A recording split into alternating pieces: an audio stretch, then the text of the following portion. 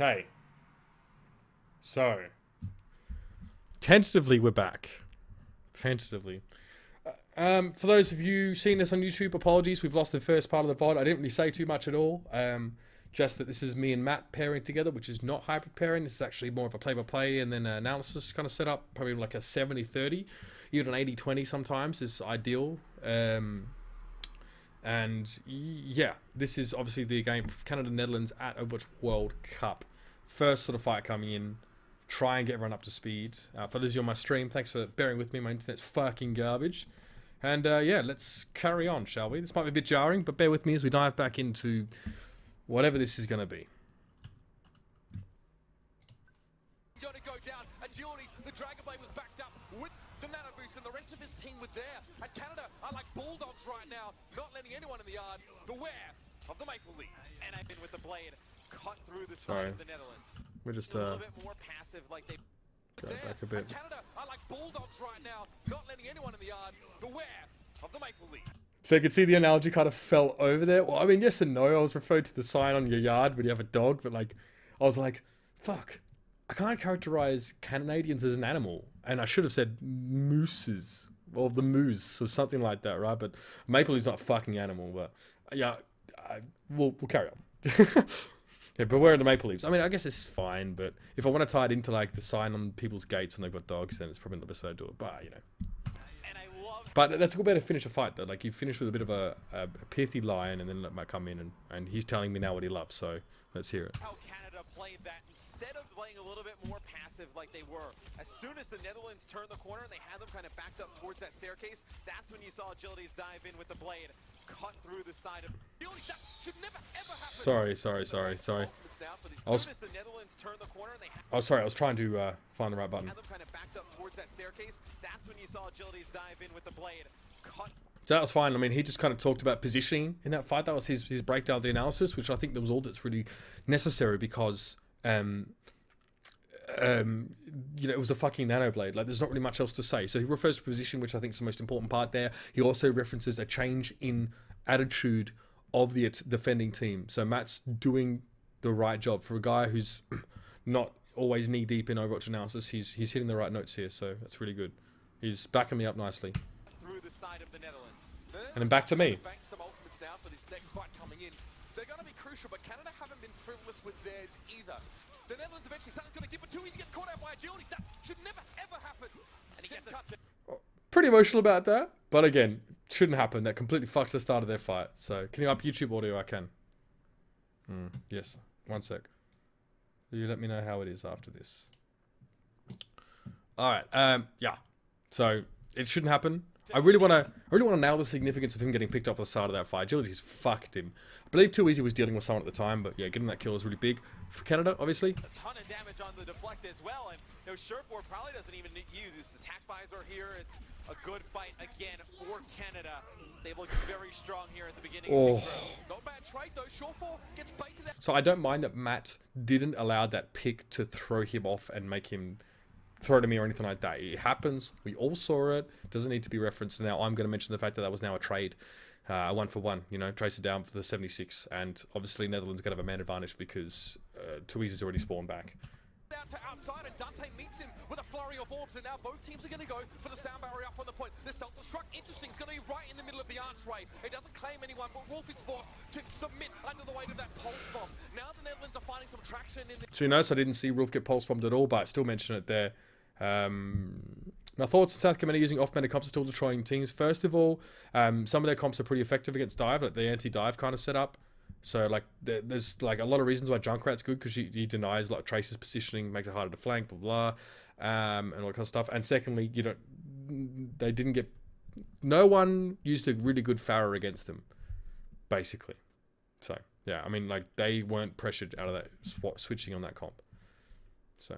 Anyway, so I didn't see Wolf get picked up, but I know it's important to mention the Ana was killed. I was sort of talking about the self-destruct in the arch. This fight, not a moment too soon, might I add. Yeah, XQC pops the Primal Rage, waiting for Mangachu here to try and lead the way with the Matrix. Now, I've thrown him in a team fight here. So this is something we'll probably do less of, and he'll probably want me to take the whole fight. I don't want to talk for too long in general, but I've dropped him in a team fight here, and now he's sort of taking over the team fight. Already used the tank visor here. Let's see. He's going to be pushed all the way back. Not going to get anything for it. Quickly mentioned 2 picks, I believe is what I said. Oh, 2 ticks. Sorry, I just threw it in there, just under what he was saying. Yeah, he might reference it here though. There'll be 2 ticks for the Netherlands. Yeah, he did mention it. That's fine. He doesn't need to mention it. If I say 2 ticks, then he can just keep doing what he's doing. He might have been thrown off for me talking over him, which is fine. First point here, try and unlock the payload. Yeah, good decent though there. XQC coming forward and Crusade is ejected from his back and Agility's down. I'm about to go nuts. Found 1, found 2. You better believe it's going to be 3 from this man. 4 kills from the Dragon Blade. Canada are at risk of losing that point, and Agilities goes wild. It's 5 kills for the man. And the Netherlands are seeing red and white. Like, so that fight, I think Agility's actually got 6 kills. Yeah, the red and white thing was fairly, that just sort of occurred to me in the moment, so I sort of let go at that one. Notice how we sort of went from, yeah, it was a 6k. Because, and you know why? Because I was focusing so much on what he was doing that I tried to check the kill feed. I think I counted it correctly, 1, 2, 3, 4, and then like I missed one and then said 6 or whatever, so yeah. Which sucks because you sort of want to get those, but it was pretty hard for me to follow. I was trying to watch on the kill feed, but like, because he's getting so many kills, it's filling the kill feed up and I can't see the first couple of kills of the fight. So I can't at a glance count them all up as they're there because the kill feed refreshes so quickly, or at least it pushes the others down. So, you know, in that kind of case, you want to be able to do it justice and say there was a 6k, you wipe the whole team. There's a lot more weight on that if you say it right. So that's a bit disappointing, and you know, hopefully people see it as a 6k. When I'm casting like this, how many POVs do you have access to? Main observer only, multiple perspectives. To start with, we only had main observer. After that, we had 3. We had main observer and then 2 free cams, or a free cam and a secondary observer. So yeah, seeing red and white, yeah, that works pretty well. Luckily, I think I fucked up with one game where it was like 2 teams that were red and white, Singapore and I don't know who it was, Poland, and I said like the red and the white when I referred to a team. I'm like, fuck, they're both red and white. So yeah, managed to hit that one. Seeing red and white, pretty good. Let's carry on. Like my good friend Dr. Disrespect says, violence, speed, and momentum out of Agilities there with the Dragon Blade. He's able to get into the side of Netherlands and just run right through them, and they have to be crushed after that one. Rolf. Bit of color, just sort of wrapped the fight up for us a bit, which is fine for Matt then. And then sort of he's thrown back to me as we carry on into the rest of the fight. I'd also be scared of highballing if you're uncertain, because people could feel it's even more DPS bias than already happens. Yeah, if I said he got more kills than he actually got, it wouldn't be good. But that is really hard to follow as you're casting how many kills he got. So that's what it is. No one's going to think you're a less cast. You can make 1 or 2 minor mistakes. 90% of people don't notice. Yeah, I know. I noticed though. You know, especially when I look back, I notice. So I don't want to make mistakes. The goal is never to make mistakes, even though it happens. You just sort of accept that. Nice to have you in here as well, One Mark Spinning. Hope everything's going well, mate. Let's get back to it. Now again, safe positioning for him, both giving healing out to his teammates and damage to his foes. Quickly, I've mentioned that Rolf's in a safe position and, you know, what he's sort of doing. So you want to try and do that. Refer to what's on the camera as much as you can. Now, but a grenade dropped as well. XQC is able to get back to that healing haven and resume his control of the point. Again, going low, but Mangachu and XQC both demand attention right now. Healing haven's a little bit stylistic, but it's just another way of putting it. Now from the damage they're taking, but in the meantime, Dante is for the shore for. It's a trade. No, it's better than that. Yona finds Joe Meister. Self-destruct drops down, but a Soundberry here for the Netherlands. Now they're keeping themselves topped up health-wise. Facility, it's his turn to step forward with the Dragon Blade and 2 kills. Ought to do the job for now. It's just bare soul for Shore 4. Almost Shore 4 against the world. A little bit of help here, at least from Agilities up on the point, but again, it's a tough road to hoe, and that's going to be the Netherlands finally getting control of the point. Heroics from Canada, Matt, no doubt about it. But I give it up at the death. Yeah, so long road to hoe is the correct term, not tough road to hoe. Got a little bit mixed metaphors there, which is fine. I think a team fight was pretty good for me. It wasn't too excited, even though it could potentially have been the last fight, actually. So I just tried to keep it fairly low. What sort of feedback do you get from Blizz themselves, if any? Look, man, I mean, Blizzard gives some feedback, but I take a lot of feedback from my peers as casters. For some from Blizzard to give me feedback at this point now. Sorry, I'm just watching with a little bit of packet loss there. At this point now, for someone from Blizz, with all due respect to Blizzard, for someone from Blizz to give me feedback, let's say like a community manager or a game dev or something like that, it's like me going up to an animator and telling them how to do their job. So I sort of, you know, try and measure. I get a little bit of feedback from Blizzard, and most of the time, like Blizzard sort of respect my experience, and they'll tell me it's more specific on how I use the terms or how I frame some things. So technical feedback, doesn't come from Blizzard. They do try and give a little bit as well. They're generally fairly respectful, but again, you know, I take that at face value, and you know, obviously consider whether it's something I need to not only just take on board, but also to apply. Well, it's very tough there for Canada at the end. They have no ultimate abilities. The Netherlands comes in with a sound barrier and the Dragon Blade. They're able to break on through. So Matt just recaps the fight and mentions the lack of ultimates there for Canada. It's pretty straightforward. Still, it's a fantastic hold there from Team Canada at the beginning. Now you forced all the ultimates off the side of the Netherlands. Now Canada can come back. They'll have the nano boost. So he highlights he's good at focusing now on the ultimate situation, the economic state of both these two teams. So good that he mentions that the Netherlands exhausted a lot of their ultimates to get that point. And then mentions that Canada have an easy first hold here, theoretically, with 5, almost 6 ults. Have the Primal Rage, you got Pulse Bomb, Dragon Blade, a lot to work with here if you're Canada. I think he almost said like nano boost, and I think it just changed. Maybe he realized the fight was coming and switched off pretty quickly. Jeez, my fucking internet is choppy as heck. I just watched it going up and down a bit, right? Maybe that needs to be adjusted. Anyway, so the fight started, he's thrown to me.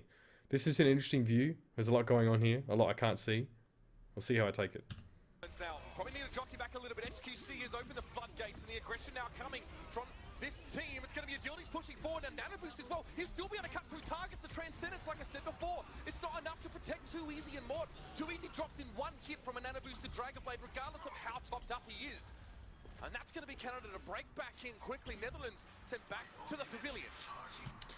So, I guess I've used Pavilion, back to the Pavilion more than once in this event. That's fine, I guess. I like cricket. What you notice there is that I got a little bit lucky in that fight because I threw analysis in with the play-by-play, and obviously noting that Genji can insta-kill 150 HP heroes with a nano blade with 1 slash. Obviously he found, he managed to find the Lucio, get the damage, and then gets the Tracer. Yeah, I mean, I believe his blade damage is like 125.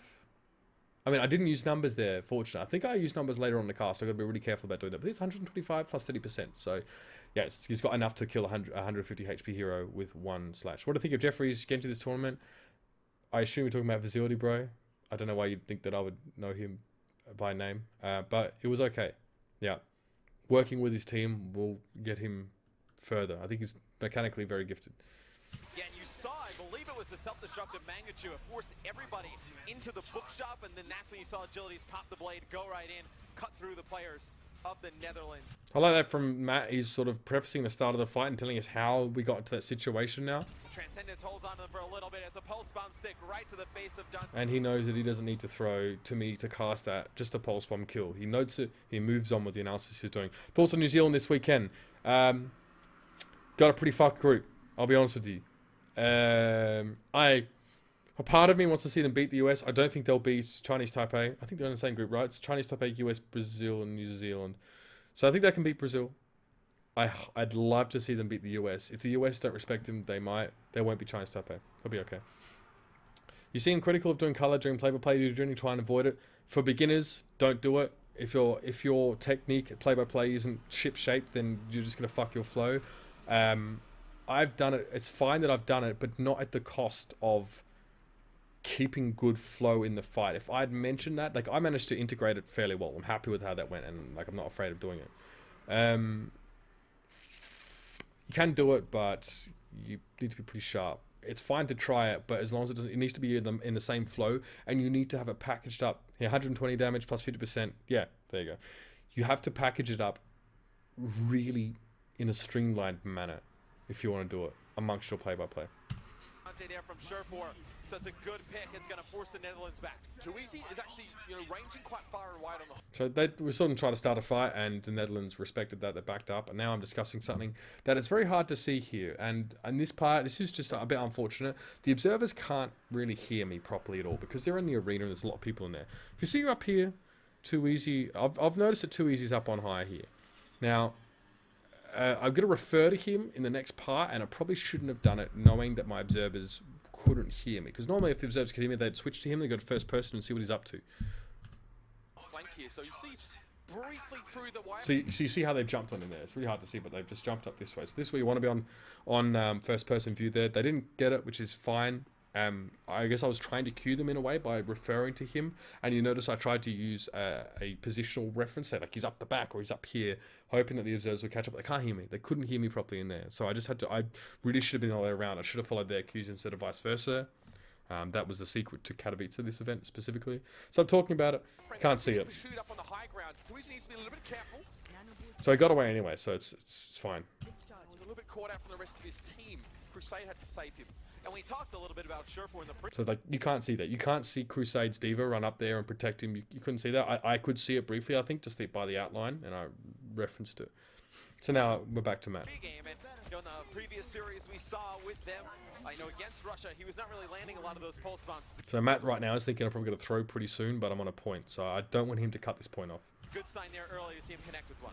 That's such a good throw. Like, he knew it. He wrapped his point up nice and early. He was probably going to go a little bit more, like, further and talk about, like, yeah, discussion previous about Too Easy and his tracer and the impact he was looking to have, but he realized he wasn't going to have the chance to do that, and he threw it really nicely. So now I just step in and go, yeah, this is what you can appreciate about a good collar commentator. They know when to fold them. He has to abort early there. You can see how much damage he took coming in from XQC. There's no freedom for this man to work, but he's going to try the Dragon Blade. Nonetheless, Joe Meister falls. Another support will be great, and it's going to be Jonah helping out. Facility, with 2 to his name, magnitude to be surrounded out here, and the Netherlands don't need to make it a landslide victory to get some progress here. Dante's fallen in the backside, so that's 50% of their healing missing, but it's enough for the Netherlands to keep moving. So, I mean, 50% of their healing is not empirically correct. Obviously, given that Zenyatta and Lucio heal by different amounts. I'm not going to crunch the numbers. I mean, if I knew the numbers, it'd be pretty sick. And I could say it like, yeah, his Harmony Ord versus... I mean, it's impossible to calculate that because it depends how many people are in the AoE. So, got to be a little bit more specific there. 50% of the healers are missing, not the healing. But see what I've done there? Like, when a support goes down, you quickly reference the context and the impact of that on the fight. So now they're going to be missing some healing. Yeah, I mean, you can ask Nuki about it. So, let's go back here a little bit. We'll just do that fight one more time. So I mentioned there's no freedom for Facility because he got chunked down really low at the start of that fight. But XQC just like came forward and chased him down.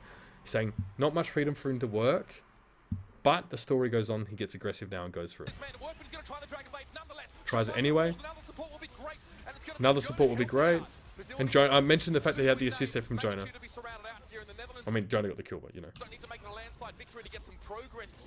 The Netherlands don't have to make it a landslide victory to get progress here because obviously if they, I mean, they don't need to use too many ultimates here. They can sort of win out pretty comfortably. So again, I just throw in the stakes. The stakes just being peppered over the top. Yeah, I know Harmony Orb's 30 per second, but like you can't say like Harmony Orb of 1 person versus 5 people inside Lucio's healing thing. Like it's not a calculation you can make. So what I wanted to say was that like there was half the healers on this team are down, but half of the healing is not exactly correct. That depends on a multitude of different factors. Dante's fallen in the backside, so that's 50% of their healing missing, but it's enough for the Netherlands to keep moving forward. Progress there, but ultimates are being forced to be spent. I mean, as long as you get those 2 supports with the blood. So I said progress is there, but ultimates being forced to be expended. Do you imagine they're going to win the rest of that fight and advance the payload forward? It's really going to be determined, though, if Canada can get back, challenge this before they get that second checkpoint. You do have the sound barrier and the nano boost to really put up a pretty good fight. Agilities is going to have Dragon Blade. There's going to be a nano boost there as well. It might be another hero play. He gets booped back, but it's not going to be enough. Gets the freeing dash forward. Again, knocks back. Agility's looking for his target. Unsuccessful thus far in connecting. The sound barrier from the Netherlands protects them from the rage of the angry cyber ninja. Agility. So again, there's other stuff happening in the fight. Facility's just gone down to Shorefall, right? And that's one perspective we could watch, right? But if the observers see a fucking nano booster Genji, they're going to follow him. So it's a bit unfortunate in this case we didn't see a Facility get picked off. But this is why I don't get why people complain about observing, because there's at least 2 channels you could follow in this team fight, and you can't know which is going to be the right one. You try and use the fact that Genji has a nano boost. Of course, you need to prioritize that, right? And he gets nothing. But I also mentioned that the sound barrier makes it hard for him to get damage or connect. I use Cyber Ninja, I use some flowery words, but again, I just make it clear that they can't get damage across because of the Lucio wall. Still back up on this point. Too easy. Facility go down. This is not going the way the Netherlands would have liked at all. They're in overtime and they're completely scattered, staggered, and being crushed around the points. Yeah, you saw the pressure. I would have liked another S word there for a triple alliteration, but I didn't find it. Oh, thanks for the host, Milos. Canada comes back in the final moments here, Mitch. They will get a hold right before the second point. So that's fine there for Matt to take that fight because it was essentially over. No, okay. Alright, I know what happens here. I'm really upset about this. Hold on, turn that off. Okay, so I'm trying to make a it's great that I get hosted just this moment. I'm trying to make a decisive statement and I'm using metaphor for it, I guess you could say. I'm using a turn of phrase. I fuck up the pronunciation on the most important word of it all. You'll hear it in just a sec. I hate this. Alright, so listen. In the final moments here, Mitch. They will get a hold right before the second point. The gauntlet has been removed, displayed, and slapped across the flace. Flace? No! He's fucked it up. I don't know why, but I had the L. It's like a slip or something. I put two words together and I said flace instead of face. So unfortunate because I was trying to make quite a point there, or at least make a motive statement. But this happens, right? And this is what I was talking about. Some of my pronunciation that slipped up in this game. I was so tired. And that's where some of those errors started creeping. This happens, and no one's gonna fucking, really give a shit about it, but it happens, right? Was I red-faced? Well, Matt gives me a bit of shit about it afterwards. You hear it now, so you might not notice it if you heard it the first time, but yeah, in the flace. I believe Matt gives me shit right here. Do you know that was? Do you know that there is a girl who is in love with you? Chilled Cursor? No, I don't. But nice to know anyway, mate. Right. So let's proceed, perhaps. So let's see. Matt gives me shit. We'll see what the banter's like here. I don't think it's great. I wasn't ready for this. I'm a bit thrown off. The flace. Okay, that's a new one. Of the Dutch. Must be an Australian thing. I tried correct it. It's like, must be an Australian thing. What kind of banter is that, bro? It is definitely just like flip flops. You guys talk all funny. Sorry, Chelsea, didn't mean it. So okay, so what he's referencing his fiance there, Chelsea, who's obviously Australian, but yeah, you guys talk all funny. He's almost giving me a way out there by referring to my accent. Do you want to know who it is? Chill Curta, honestly, I'm not really bothered either way. To be honest. Whether you tell me or not. No, not trying to be funny about it. It's just not overly important to me right now. And we're doing this. Anywho. So. My fiance's Australian, so and then he brings it up. Yes, yeah, I'm just like. I'm giving him shit because I know that. And he's telling me his fiance's Australian. I'm like, we're from the same fucking city. I bet you're friends with Dr. Disrespect too. I am. Yeah, okay, mate. I am. Because he was talking about him and Dr. Disrespect being mates. So there's a bit of banter in there, right? There's a little bit back and forth. We kind of salvage it, right? People have forgotten now that I'm just a retarded person who can't say words properly. Well, good friends. The Netherlands have fallen short of the Foundry Zone, which means they only have one checkpoint to their name so far. This is generally... Again, just establish the stakes and tell us what we're going to be aiming for in the next half. To say the least. Chilled Curta, I might know her, I might not. Pretty difficult for the Netherlands here. Who knows? Going on the defensive end. I think if you are a Team Canada fan out there, I think you're very happy with what you saw from Surefour there in the first half. I thought he was very effective on the 76 and the Tracer. I think if they can get him going with the you got to accept it, right? You can't just. I think they're in a very good spot in the series. One thing Agilities has displayed thus far in this match is his ability to tip the scales when it's required. In fact, it was actually something Canada fell foul of when Shadowburn managed to break them apart on Hollywood. That was him going for that Hero Blade play. But Agilities is notoriously very aggressive on that Genji. It does a lot without the Dragon Blade. Mechanically good enough to avoid things, taken down prematurely. And that little bit of aggression, that impetus, that sort of initiative is kind of what Canada are looking for here. Now as they go on the attack... So I'm using a lot of words, right? Aggression, impetus, initiative. But what I wanted to point out that he's the kind of... Like, you want to establish these storylines. Like, this is the kind of guy that can tip the scales on the game. This is the kind of guy you want to watch. And I also mentioned as well, it's not just about the Dragon Blade. You saw what he did to Too Easy when he staggered that first fight. No need for that, of course. Managed to, catch people out pretty comfortably and finish them. I'm afraid, Chilled Kurta, I have no idea who you're talking about, man. I can't play Hangman with you right now. I'm sorry. My bad, man. I got no idea. ASMR? Yeah. Alright. And that's it. Right in front of the Foundry here. The Netherlands are going to have to put up a stoic, stalwart defense to put them to bay. There you go. A bit of alliteration there. Ideas with the Dragon Blade, right? You hold on to it for that perfect time and you kind of wait a little bit. Like we see Shadowburn do a lot. But what we've seen from Agilities is when he finds a team, Surefour just a lot of bullets there. That's like the Great Emu War in Australia of the 19th century. Tough times. That may have not even... Right, so the Great Emu War of the 20th century, not the 19th century. I kind of messed that one up. So yeah, Mercy's in love with me. That's great. Yeah, so yeah, having a bit of fun there. It's kind of a random point that comes out talking about the Great Emu War, but we wasted a lot of bullets. Look it up. It's a thing, 1934 or something like that. So this is just a bit of fun. It's just a bit of fluff. Just wasting a lot of bullets there. That's like the Great Emu War in Australia of the 19th century. Tough times. That may have not even happened. I don't even know. Definitely happened. What you see from Agility It's good. We can move away from that. You know, concentrated area. He pops the Dragon Blade right away. Doesn't even think about it. Tries to take out as many as he can. So I think you see two different ideas how to use the Dragon Blade. And we'll see Magnitude here at the start.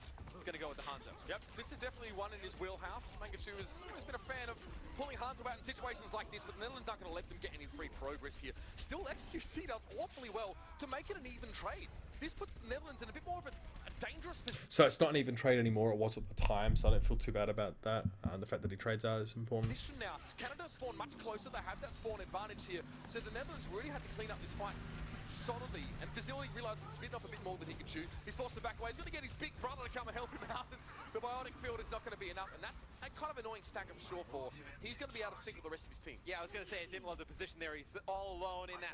This is where the Netherlands start to get slapped. By Crusade and Facility. So here's what we saw Canada do earlier. They had Mangachu rock the Pharah. He was dominant with it. Let's see if he can bring out some of that stellar play again. And you know, a rocket from the head, and then Sherfor with a few bullets. Facility is going to fall at the hands of Sherfor. So Matt slightly stumbles over that phrasing there. I'm not analysing Sherfor just first too easy. I don't really care about that. I've known Too Easy in Battlefield. He was fun. But yeah, I'm not analysing them, analysing the casting. Yeah, so I mean, Matt maybe could have thrown this, but he was dominant with it. Let's see if he can bring out some of that stellar play again. And you know, a rocket from the head, and then Sherfor with a few bullets. Facility is going to fall at the hands of Sherfor. Sherfor picks up another kill onto Dante. It's a very good push here from Canada, as you see Mangachu just being a lot of issues in the skies. Yeah. I kind of like this, the way he did that fight though, even if, like, you know, obviously some of his wording wasn't super great, because it's not like a shock and awe, everyone's getting wrecked fight. I would probably, if I was playing this, I would probably want to try and do it in a similar way as possible. It's important, fight is important, I guess, because it took the Netherlands so long and it sets Canada up so well to win the map. But you know, I don't mind not getting play-by-play. And he does throw it back to me towards the end of the fight, but again, now it's like it's a 5v3, and it's pretty much over. So I mean, normally it would be the other way around. I'd be throwing to him about now if I could, but it's just the way the chips fell. This is just the artist's signature on quite a grisly portrait, to be honest with you, Matt. Magnitude just... So I'm implying that it's the finishing touches there. Chilled, I peaked about 3.6k this season, so I don't play that much ranked, to be honest. I don't have as much time as I'd like at the moment. Right, so yeah, that's fine. I mean, I talk about artist signature on a grisly portrait. Again, this is very emotive language, and you kind of, you want to be aware of how much you're sort of saying those things. I think here it's okay, because I'm trying to, it's just a flowery way of saying the finishing touches, but it's kind of nicer to sort of fill the story in a little bit, you know. These little touches over to the fight, doesn't need to claim all the kills, but yeah, I'm also saying that he was a presence in the fight, or he was contributing without, you know, taking it over. You know, Sherfor, that is, I think, or Mangachu, sorry. It was just broad strokes. He was just adding, of course, to the damage overall. Again, I'm coming around about this from quite a roundabout way, but hopefully it makes sense to people. Helping in the damage race, and Canada nicely pushed through. You can see once Mangachu was up in the air, the Netherlands were already sort of kind of engaging there, maybe not even expecting to see the bird. Mangachu makes it work. Well, now it's going to force a change out of the Netherlands, you would think, right? I mean, I don't think you're going to take Tracer and Genji here against the triple DPS. Now, this is a fair point from Matt, but he's kind of not taking into account that we've not actually seen Facility and Too Easy be super flexible, except for the Too Easy's McCree.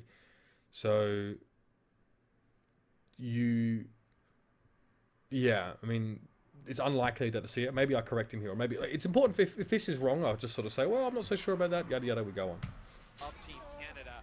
I mean, yeah, you can hear me in the background. That's maybe not a sound I want to make on broadcast. There's probably other ways of sort of displaying that I maybe disagree.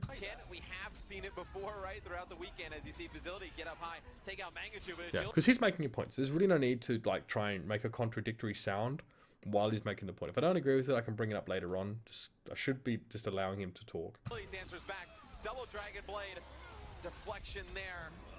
Vasily, though, answers back 2 kills of his own, so it's pretty even right now for both sides. But I think you're going to need to see maybe Too Easy go over to the 76 to deal with the Pharah. It may not be sufficient when the Pharah's going to be pocketed by the Mercy the whole time. So he defined it play-by-play there. This is what I mean about it not being a pure,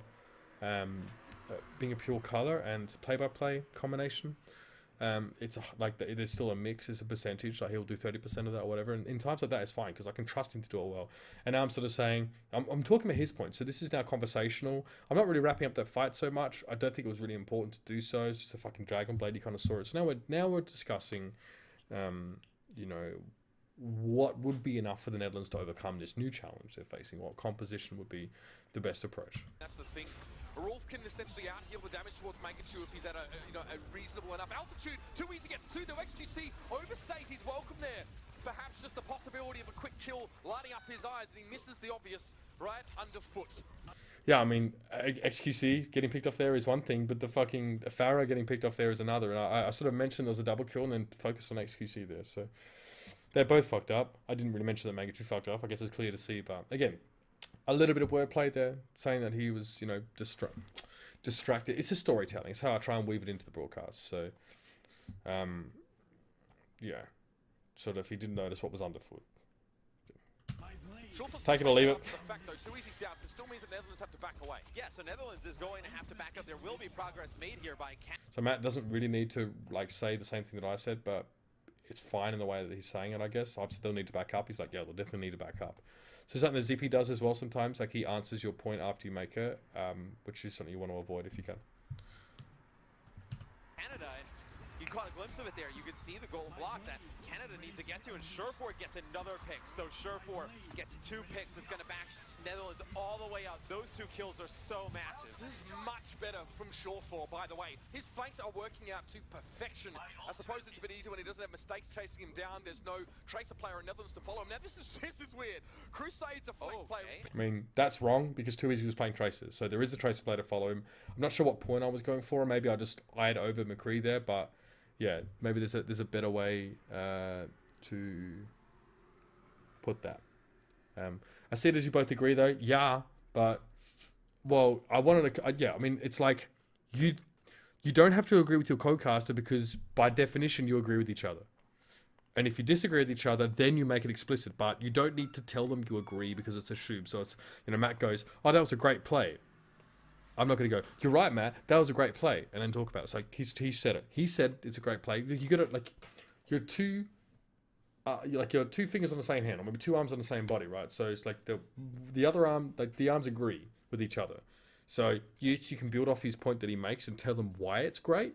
So he can say that was a great play, and you go, it was fantastic because, you know, okay, if you use it because, that's fine, but you don't need to agree and acknowledge with the co-caster. Like if someone throws with like, "What a play," and someone comes in like, "What a play indeed," I'm like, fuck you, you're just using the phrase to buy yourself time. You don't need to say that because he just said it. You're just repeating him. Like, yeah, if you agree, there are better ways to do it. Hey, June, how you going? Welcome. Been known for it before he started playing Lucio. He's going to go for the Pharah. Too Easy on the McCree here.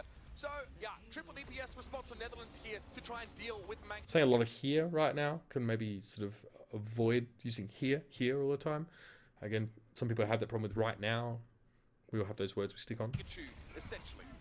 You see just the respect. So I've thrown to Matt for this fight because I've done a little bit of talking. I can see the fight brewing. I could carry this through and keep casting but I mentioned the change in comp, so I don't really feel bad about him covering this fight. Generally speaking, there are a few fights here that we should have done things the other way around. I should have been doing the play-by-play and he should have been doing more of the analysis, but the game is so unpredictable that there's no such thing as a pure analyst or a pure play-by-play caster in Overwatch because you just can't time it, and this just happens, and you need to just rely on the fact that the other guy's going to back you up. They have for Surefour on the Tracer. They're going to bring out the McCree, try and deal with him, try and deal with the Pharah. It'll be Facility with the Dragon Blade, though. He's able to get through 2.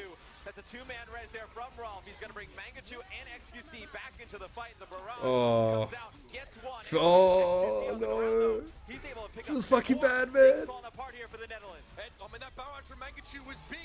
Now, the tricky part there is that I wasn't watching the top of the screen and the observer wasn't on the payload. It was one the respawning player. So I probably should have been sort of keeping more of an eye on the pip. I wasn't watching the pip, and this shouldn't be here. So normally when your observer gives you a picture-in-picture they removed the overlay because it's purely for illustrative purposes and not for information, like specifically. That's, I mean, like you're just repeating the kill feed, right? But that's an op thing. It's a flow thing. So I've got a couple of followers here, guys. Project Zero, thank you. I know there's someone else. I'll try and give a shout out. My update. It updates pretty slowly, my tweet deck, unfortunately. It was Kiwi Fruit 2810. Thank you for the follow. Okie dokie. So yeah, that's just like that's just a matter of observing though. So that's fine. I mean, they're the last people I'm going to shit on because they work harder than any of us. So I think I was so caught up on talking at like Vizility not completing the kill, because this is pretty important, right? The fact that he doesn't wipe out Mangachu. So Mangachu's got no kills yet. The Netherlands still have 5 players. Back into the fight, the barrage. And they lost 2 more there, you know, so they're down to 3. And there were no other kills in that fight after the res came through. So like that's kind of sucks that Too Easy died. Vizility, if he hit headshots on all those shurikens, okay, he probably kills the Pharah, but that's pretty hard to do. So I believe I get stuck on talking about this when the game's over.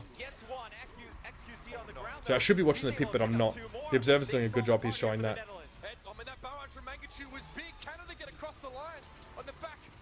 See, I probably wanted to talk a little bit more about the barrage from Megachu, but I saw the end of the game and I sort of went, okay, and they get across the line. So I'm wanted to catch up with what's happening in the obsing. The brute force broadside of rockets. Brute force broadside. For Vizility, he knew he was trying to get rid of Mangachu, stop him, interact with him, somehow just get in his way. But he just had to impotently lob shurikens in his direction, and it just wasn't enough there. XQC representing in the crowd, and so far he's been a cornerstone Canada's success in that first map. Yeah, he's very good, you know, in those solo tank situations. We saw it against Russia when they decided to run a lot of the Far Mercy.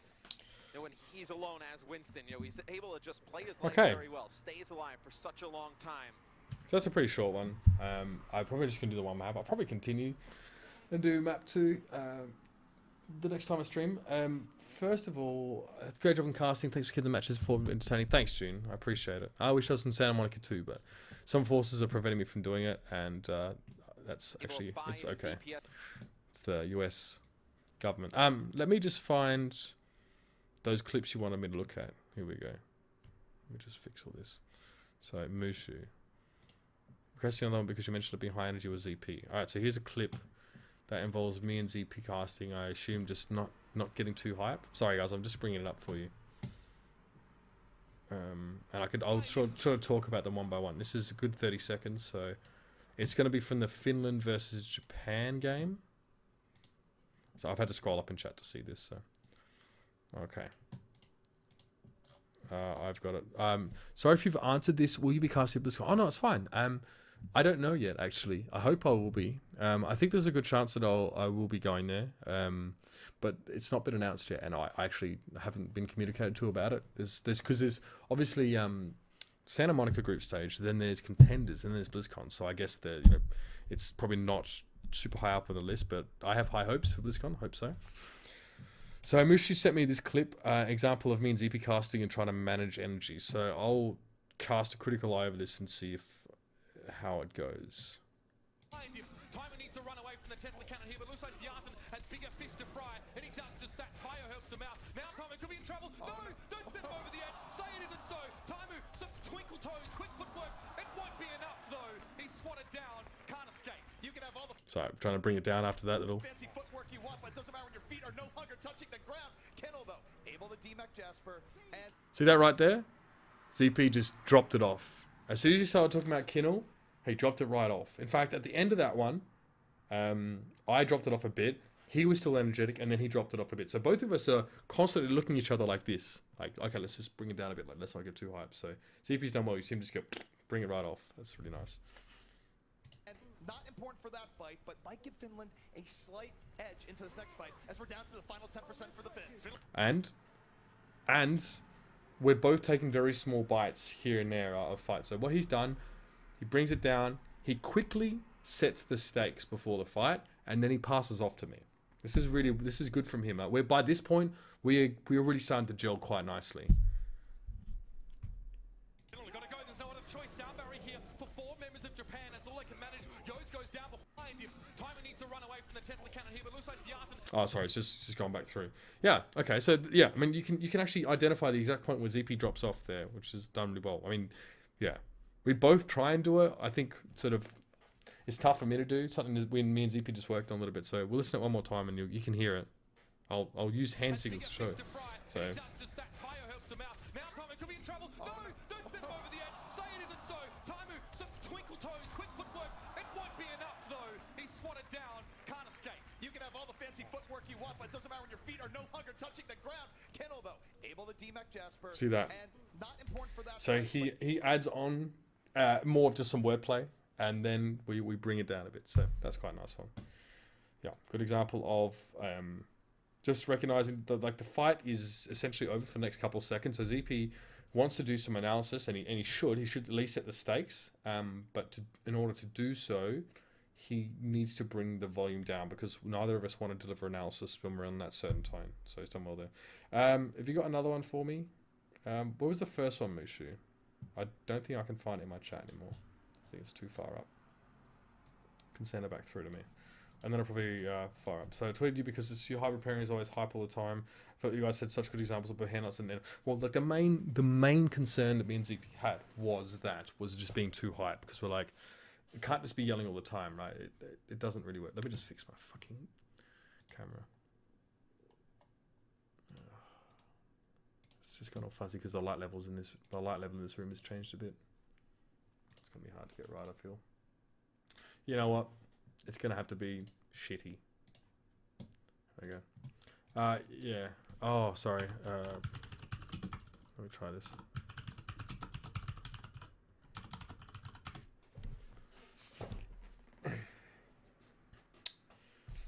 Wow, what the fudge? I don't understand why that doesn't work. Okay, thank you. Right, he's just PM'd me. Alright, so give me a sec. I'll change screens and we'll have a look at this one as well. And then that should finish me off with the night. I think it's like 1 AM, so I'm going to wake up my neighbors. So we'll look at the title of this, Hybrid Pairing Handoffs. So, alright, sorry. Let's... Hybrid Pairing Handoffs. Oh, thanks, Reapy. Yes, sir. Alright, so let's, I guess we'll want to be focusing on how me and ZP throw the ball back and forth to each other and see how we manage it. We'll watch the clip once. It's a good minute, so sorry the title is wrong. Oh, that's fine. Anyway, we'll listen. I'll at least analyze what we come across here. And go. In Canada, the trend of getting kills after they've lost a team fight is there, but it doesn't trend of Wait a minute. Is this the one? This is with Matt. Okay, this is with Matt. Okay, cool. Cool. In Canada, the trend of getting kills after they've lost a team fight is there, but it doesn't help them nearly as much in control. And you imagine Canada's kind of playing that stacked on the point because Rolf comes in, picks up a res, maybe you force some of the ults out before that, but Rolf actually gets taken out by Facility there, so a big kill from Facility at the beginning of that fight. This fight's gonna be nuts, man. Oh, sorry. This is the one? Is this the one? Or am I looking at the wrong one here? Okay. There are so many big ultimates ready to go. I can't even tell you how this one's going to work out. If Crusade can remove Wolf from the fight early on, that Resurrect pressure just won't be there at all. So far he's actually zoning out the Pharaoh Mercy combo, but now opts to commit to the point. That's very dangerous. He goes for the barrow to point blank and he gets pulse bomb. That's incredibly aggressive play from Crusade and it cost him his life. Now it's going to be Facility with the Dragon Blade. He's going to be able to take out Mangachu as he used the Rocket Barrage, but there comes the Resurrect from Rolf. Going to bring XQC and Mangachu back into the equation as now Canada on the point, trying to take this back. Aggressive play, Shorefall cuts down. Good handoffs, yeah. Progress on the point. Now we're starting to see signs of life for the Netherlands. A couple misplays, I have to say, and Facility didn't get any value for his Dragon Blade, so they... So this is a good example now where you have a elongated team fight, and this is something that's fairly unique to Overwatch sometimes, in that you're going to have, multiple throws. We've got 2 throws here. So I throw to Matt. Matt takes it for a little bit. It's like it throws it back to me. So it's like I can always get a break if I need a break, or if I want to try and bring things down. And what this allows us to do is just to, like, you know, this has been important. Then there's like a bit of a dip in the fight. And then this is important. It actually allows us to just change the tone, I guess, if that makes sense. So So we've identified their handoffs. Now we'll talk about when and why they happen. I guess makes sort of sense. Yes, we'll go back through one more time. Pirate Idealist, hey dude, which I think Robert Katowice always hope NAU Overwatch 5 team drops me. Thanks, bro, and you're an idealist, bro. So don't worry about it. I'm sure it's gonna be fine. I'm also an idealist, and I am not worried. These are growing pains, my friend. Anyway, let's examine each of these handoffs. In Canada, the trend of getting kills after they've lost a team fight is there, but it doesn't help them nearly as much with control. And you imagine. So again, that was just me capping off the end of a fight. So what I do, I normally tack a small point on the end of that fight, and then he builds off that. Imagine Canada's kind of playing that stacked on the point because Rolf comes in, picks up a res, maybe you force some of the ults out before that, but Rolf actually gets taken out by Facility there, so a big kill from Facility at the beginning of that fight. This fight's going to be nuts. Okay, he actually heard me there mentioned, so I said this is... Okay, so I should wait for the throw. I was probably going to get it anyway, but I wanted to mention how important this fight was going to be. So Matt, there are so many big ultimates ready to go. I can't even tell you how this one's going to work out. If Crusade can remove... Thanks for the follow, Imagine. What's up? That resurrect pressure just won't be there at all. So far he's actually zoning out the Pharaoh Mercy combo, but now wants to commit to the point. That's very dangerous. All right, so first of all, like, okay, so here's a big shift in... big shift in attitude for Crusade in terms of the way he's playing. So what I want to do is I see this change. I want to go, this is a big deal now. This is where we start to get excited. So I've identified this is fucking dangerous. He gets pulsed here as well. But like, this is where Pharaoh's not that strong on this map sometimes. So. He goes for the barrow to point blank and he gets pulse bombed. That's incredibly aggressive play from Crusade and it cost him his life. So again, so it's important play. It's aggressive play. It cost him his life. Now, while I'm talking about that, luckily nothing else has happened. So Crusade's down. Now, we mentioned the fact that he gets XQC, or at least you see it. So now Matt takes the second part of the fight. So there's been early casualties. Now he's going to take the body. And now it's going to be Facility with the Dragon Blade. Now it's Facility with the Dragon Blade. He used the Rocket Barrage, but there comes the Resurrect from Rolf. Going to bring XQC and Mangachu back into the equation as now Canada on the point trying to take this back. So you notice we don't spend a lot of time watching Shawfor in this clip, but basically what he says is that here's Facility with the Dragon Blade, and now here comes the res. Right, they're back on their feet. XQC even mentions them by name as well. So that aggressive play from Crusade now gets nullified. So it's like you can this fight has some separate seasons, I guess. And what he's done here, the fight's essentially over. I mean, especially after the res came in, Shawfor gets 3 kills. We don't see Shawfor at all in this fight, and this is just the reality of Overwatch. Sometimes there's just going to be all this stuff sort of going on, and you can't follow it. Like, I'm glad that we sort of followed the Genji with a fucking Dragon Blade, right? That's where we always want to be looking because it's so impactful. And Shawfor doesn't have ult in this fight. So it's like, observers probably aren't going to watch him over a fucking, over a Genji on the other team that's got a Dragon Blade. So, fair enough. So, Matt covers that bit. He points out a few things. Doesn't really mention specifically that Shawfor is getting,